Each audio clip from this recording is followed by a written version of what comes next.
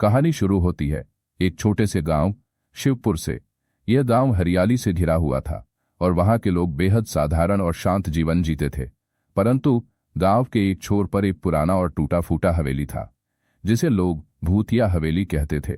गांव में चारों ओर इस हवेली की डरावनी कहानियां फैली हुई थीं और कोई भी शाम के बाद उस हवेली की ओर जाने की हिम्मत नहीं करता था।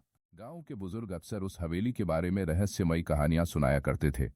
उनका कहना था कि कई साल पहले इस हवेली में तांत्रिक रहते थे जो काले जादू और तंत्र मंत्र में माहिर थे। कहा जाता था कि एक दिन वह तांत्रिक अचानक गायब हो गया, लेकिन उसका जादू हवेली में अब भी जिंदा था। वहां से अजीबोगरीब आवाजें और कई बार कुछ लोग अचानक गायब भी हो जाते थे। गांव के नौजवानों को इन किस्सों पर यकीन नहीं था। उनमें से 4 दोस्तों रवि, मोहन, अजय और सुरेश ने तय किया कि वे इस हवेली की सच्चाई जानेंगे।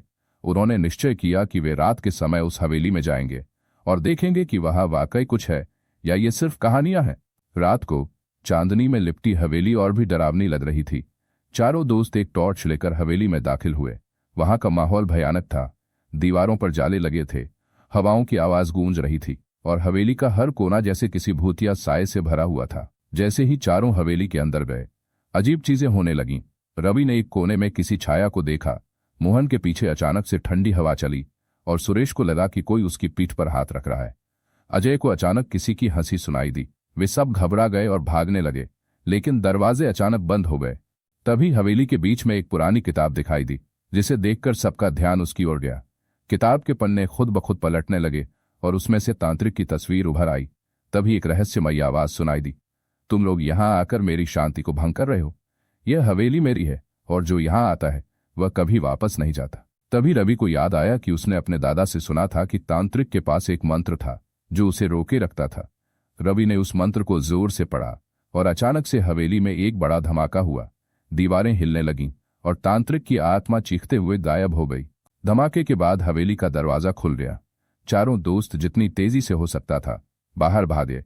गांव लौटकर उन्होंने यह कहानी सभी को सुनाई, लेकिन उनमें से कोई भी दोबारा उस हवेली की ओर नहीं गया। सालों बाद गांव में एक नई कहानी फैली।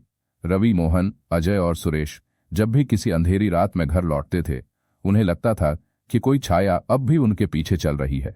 शायद तांत्रिक की आत्मा ने उन्हें पूरी तरह से कभी नहीं छोड़ा था। अंत यह कहानी एक रहस्य है, एक डर है और एक सबक है कि कुछ जगहें ऐसी होती हैं जहां जाने की हिम्मत सिर्फ दिल से नहीं बल्कि दिमाग से भी करनी पड़ती है।